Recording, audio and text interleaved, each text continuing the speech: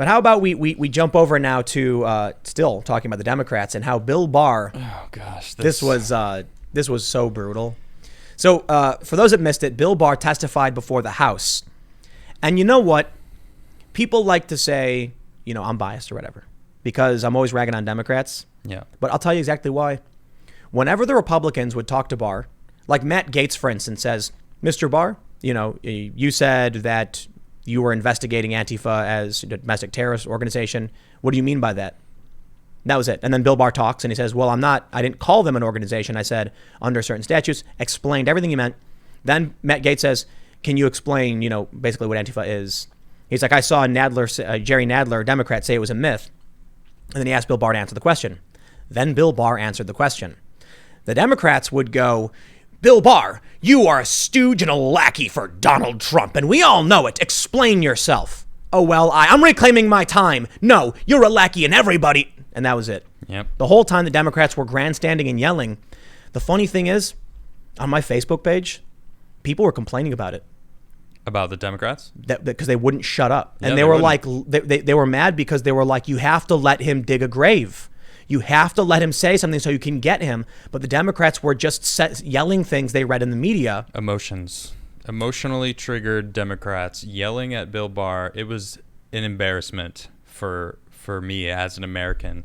I mean, there's people all around the world that are watching this. I feel, honestly, this is probably the saddest part. More people were watching that weren't in this country than most Americans, I think.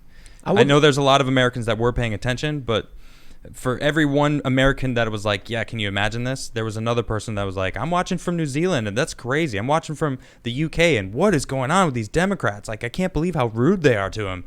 It was insane. Blew me away, man. So I want to show one thing before we dive into what happened with Bill Barr. Take a look at this.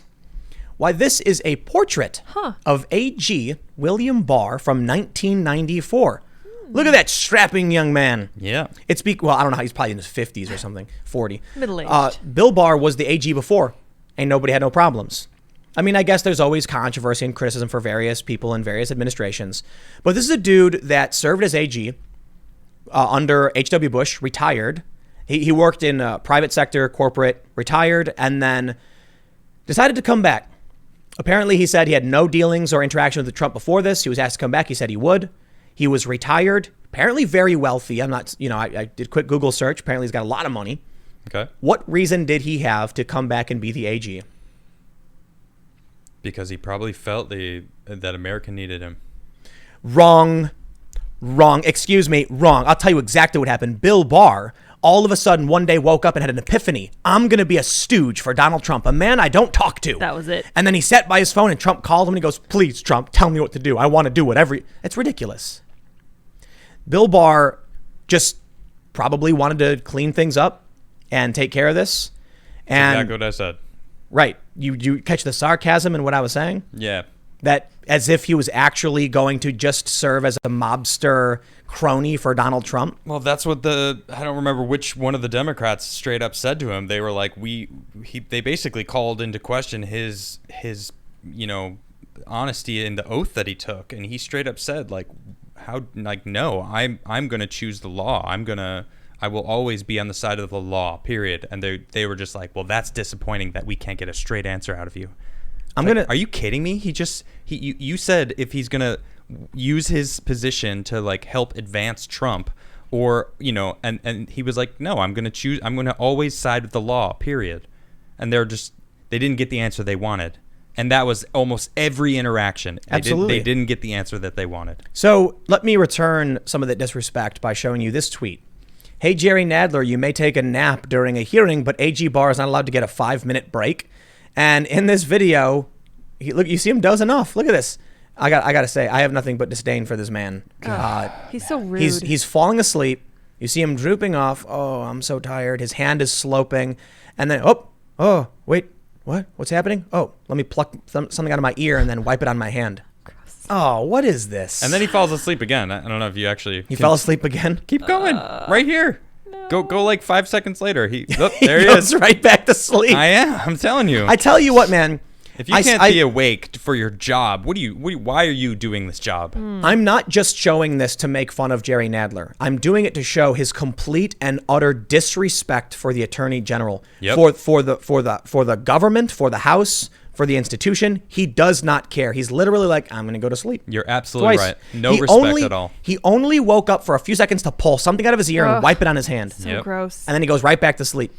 Bill Barr asked for a recess. And so this is the story. He asked for a recess, and so earlier on, Jerry Nadler got in a car accident, very minor, but it delayed the proceeding by like an hour. So Bill Barr says, "Can we take a small recess?" And Nadler goes, "No." And he's like, "I waited an hour for you. I haven't had lunch yet. I'd like 5 minutes." And then Nadler's like, "Look, we're almost done. You can fine. We'll give you one, but we're almost done." And then no, it wasn't even like that. He argued with him a little bit longer. Do you really need to do this? We're almost done. And Bill Barr's like, I'm hungry. I haven't had lunch yet. And he's like, really? Like, we're almost done. It was cringy. It was like, come on, man. And then Bill Barr says, "You're a real class act." Yeah. Yeah. Falling. So this is what's so just awful about this whole thing. The hearing is supposed to be about the violence, the protests, the extremism, and instead, you did get the Republicans bringing it up. You end up with the Democrats grandstanding on various moralistic issues where they want some kind of symbolic victory by attacking Bill Barr. Nonstop with that too. It was ridiculous. Bill Barr was one of the smartest hires Donald Trump has ever made. Yep, I agree. He was the former AG from back in the early 90s. He's got his portrait painted of him. No problems. Nobody, how come, where's the complaints from the past work he's done? Bringing him in was clever. It was smart. Yep. Because he served honorably. He retired. He went and did his corporate life, came back in. What are you going to say about him? All of a sudden, he decided just today to be corrupt. Reclaiming my time. Yeah. Yes, it is my time, so I am reclaiming. Did you hear that one of them straight up like ridiculed him, like, we don't have enough time, yet you have to respect me because I have the time, so I'm reclaiming it. It's like, why are you wasting your time saying what you just said again just to like grill him? Like, "Oh yeah, got you." Like, shut up and get to the point. If your time is so limited, why are you wasting it trying to lecture this man who clearly knows more than you? Let me get to the point with this tweet here from Shem Horn. AG Barr, quote, "What makes me concerned for the country is the first time in my memory that the leaders of one of our great two political parties, the Democratic Party, are not coming out and condemning mob violence and the attack on federal courts." That does freak me out. I agree. That is that. He said, "Why? Why are you not calling out the mob violence? They're burning down." M. Tracy, what was his name? Michael Tracy. Yesterday, we did we looked at articles that he did, and he goes across America into all these different places where all these businesses have been destroyed by rioting. Nonstop. It hasn't stopped for months now. America is burning down. I want to play this clip, which I think exemplifies just how bad this is. So in this clip, Bill Barr he's being asked about pepper balls. They're asking Bill Barr about clearing protesters in front of D.C. because Trump had a photo op and stuff like this. Watch and listen to this interaction. Did it decide not to play now that I tried to? No, it's not going to play. Yeah, it doesn't like you anymore. It's like, how dare you? Here we go. Chemical dispensing system. So while you, in a quote, said it's not chemical, you today confirm it is chemical, and you're aware of your department's policy, are you not? Pause it. What policy? The one I've just provided to you. What does it say? What's the policy? Well, I showed it to you. Finally, whether or not you authorized it at the time, perhaps you weren't listening. I didn't see the policy. What was the policy Clearly in you weren't there? listening. Fine. Oh my goodness. Whether or not you authorized the use. Why are they treating the Attorney General like an evil villain instead of actually asking him questions to figure out what's going on with these riots that are sweeping our country? Exactly. And the question that she was talking about just before this, when he said it's everything is chemical. So when she just like took that one line and said, "See, you just admitted that it's chemicals." And it's like, Yes, he's saying everything is chemicals. Like all the pepper balls or whatever, they're all some form of chemical that's put in there. It's not just water, or then it would just be water balls. I don't know. So I'm gonna give a shout out to Will Chamberlain on this one. Yeah, man, Will Chamberlain tweeted, "They won't let Bill Barr answer questions because they know he's right." Boom. Yep. Nailed it. Boom. It's really simple. It's really simple. Bill Barr said, "Since when is it okay to try and burn down a federal courthouse? How is this okay?" How are you defending that? And there was not a single Democrat said, "It's wrong, you're right, it's absolutely incorrect." The problem is they are losing on this front. Yep, they are. The protests were openly supported. This is one of the biggest, you know what, man, the Democrats have made mistake after mistake over and over again. Impeachment was a mistake. Now what are we seeing? Mayors and governors, Democrats saying, by all means, go out and protest for Black Lives Matter during a pandemic. Yeah. And they did. And you know what? People supported these protests. They really did. The polls show because it. Most Americans are like, freedom of speech, the right to peaceably assemble. Like, yeah, why not? And then it started being shifted around and saying, well, no, you're not allowed to do everything. Only we are. Only the people that we're saying. And that's when people started getting upset about it. And well, rightly so. Now that they've become riots, people are starting to recognize, hey, wait a minute. Those Democratic politicians were marching with these people. Yep. And they've become overt riots. 30 people are dead. 30.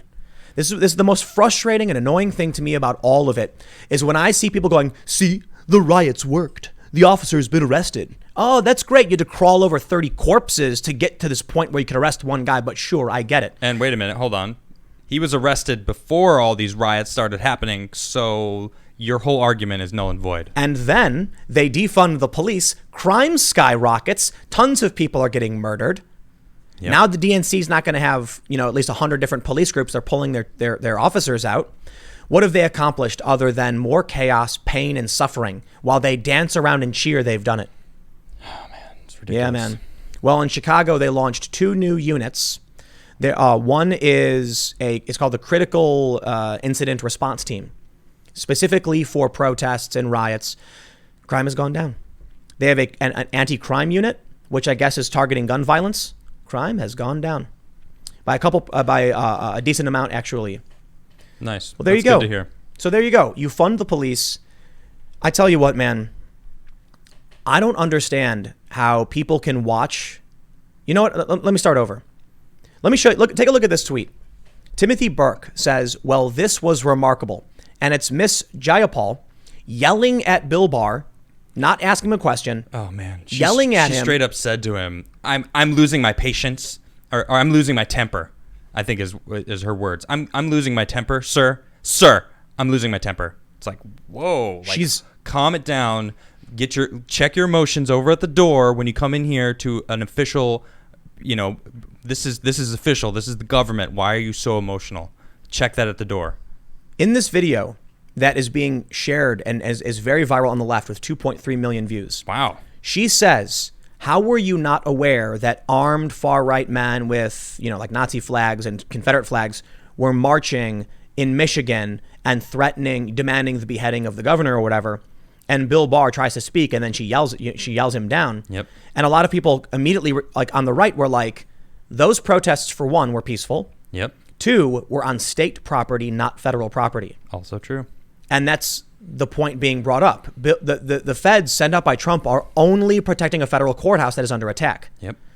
So what I end up seeing here is an overly emotional variety of Democrats, including Nadler himself, who just the other day said Antifa violence was a myth. Then they play this video and he's like, you're just trying to get Donald Trump reelected. You have this overly emotional response that ignores the evidence. And instead of sitting there and asking real questions of Bill Barr, how about this? How come not one Democrat said, Attorney General Barr, do you believe the use of tear gas and beanbags and pepper balls, flashbang grenades against groups that even when they do engage in, aggressive tactics and violent tactics, do you think that is warranted? Let him answer. Then he says, yes. Have you seen the photos of these individuals who have been injured, who have had gashes to their heads, who have been pelted? Because the injuries you talk about with your officers are also on innocent people who weren't engaging in violence as well. That's an actual question the Democrats could have asked. You're right. They don't. They Nope. simply go, "You're a bigot, and you're trying to get Donald Trump reelected. I reclaim my time." And my favorite quote from him is, "This is a hearing. I thought I was the one who was supposed to be heard." He said that, and I just started laughing because that sums it up perfectly. Like, Well, what is the point of this? They just wanted to ridicule him. They wanted to yell out their emotions and be mad at him. And he wanted to answer the questions. He was patiently waiting there. I can't believe the man's patience. Yeah. The level of patience. Well, look, is he's insane. 70 or whatever. Not every 70-year-old's got as much patience as that. He's probably just like, well, been there, done that. Just tired old man saying, yeah. I get it. Yeah, maybe. Young whippersnappers want to yell to get reelected, I suppose. Their elections are coming up in a couple months. What's and they Nadler's need- excuse? For falling asleep? No, he's like as old as Bill Barr. No, Yeah, he these was people- falling asleep, though. Yeah. well, that Who too. in Brooklyn is voting for Nadler? I have no idea. I'm just, look, I man, wouldn't if I was still living in Brooklyn. Here's the challenge. If you lived in Nadler's district, and I'm pretty sure he's in Brooklyn, maybe I'm wrong, and you had the choice between him and like AOC 2.0, it's like, what do you do? Move. This is why I don't believe any of the polls. So let me mention this real quick, because I use the Real Clear Politics average for President Trump's approval rating to make sure I'm not just cherry picking individual polls. Smart. They show a poll from Rasmussen a couple days ago showing that Donald Trump's approval rating was 49 and his disapproval was 49. They showed that for about 3 days in a row. And I was like, that's consistent from Rasmussen. Using their same methodology or finding the same thing 3 times. And that was added to the Real Clear Politics average. The next day, when Rasmussen went down, Real Clear Politics erased the old poll with the new one that showed it negative so that Donald Trump's average approval was lower than it should have been. Uh-oh. And I'm like, whoa, that doesn't make sense. No. Just show it's a lot more complicated than just that. But it sounds to me like the methodology for Real Clear Politics averaging system makes no sense. And it just makes Trump look like he's doing worse. Yeah. Interesting. Yep. So I don't Trying believe to make the him polls. look bad. I don't believe it. Look, Rasmussen is just one poll. They do daily tracking. They tend to favor the president, but they also were correct in 2016. I can't tell you what's going to happen, but I just really can't believe, unless it's true, that most people don't pay attention. And if that's the case, then help us all. Actually, no, the 50,000 of you could share shows like this, clips like this, our podcast, so maybe people can hear at least what we have to say. You can disagree with us 100%. Yeah. It's like we're not like the smartest people in the world. We're just dudes, hanging out talking about stuff we hear on the internet. Yep.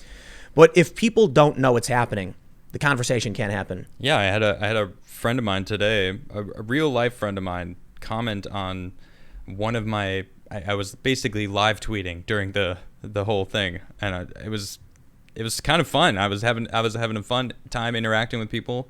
Because most people were like, yeah, this is ridiculous. And one of my friends is like, oh, yeah, well, A.G. Barr is a complete buffoon for lack of wanting to say what he actually said, because it was much worse. And I was like, are you actually watching this?